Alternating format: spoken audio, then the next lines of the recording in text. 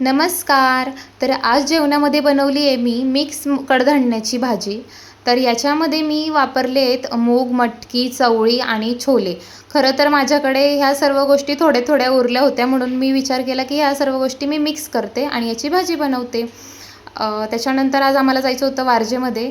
आरुषला जायचं होतं आजी-बाबांच्या घरी, तिथे त्याला सोडवलं. तिकडनं आल्यानंतर मस्त थंडगार ताक पिलं, कारण की खूप जास्त ऊन वाढलेलं आहे आणि त्याच्यानंतर सुरुवात केली कामं करायला.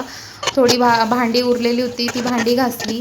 त्यानंतर गॅस ओटा पूर्ण मेसी झालेला होता. स्वयंपाकानंतर पहिले मी आरुषला सोडून आले होते म्हणून भरपूर गोष्टी माझ्या राहून गेल्या होत्या. मग घरी आल्यानंतर गॅस ओट्याची जरा साफसफाई करावी म्हटलं, म्हणून गॅस व्यवस्थित चांगला स्वच्छ घासून घेतला, धुवून घेतला चांगला. आणि गॅस वटा स्वच्छ असला की जरा छान दिसतं म्हणून पूर्ण चकाचक करून घेतलं.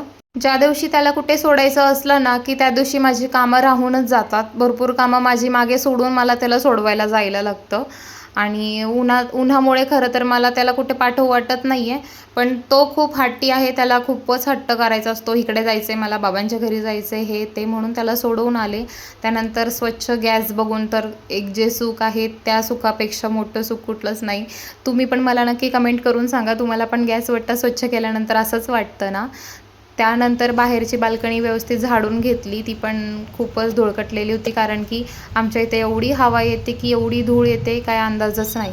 मग ती छान झाडून घेतली. त्यानंतर तिला व्यवस्थित स्वच्छ पुसून घेतली आणि असा होता माझा आजचा दिवस. Thank you so much.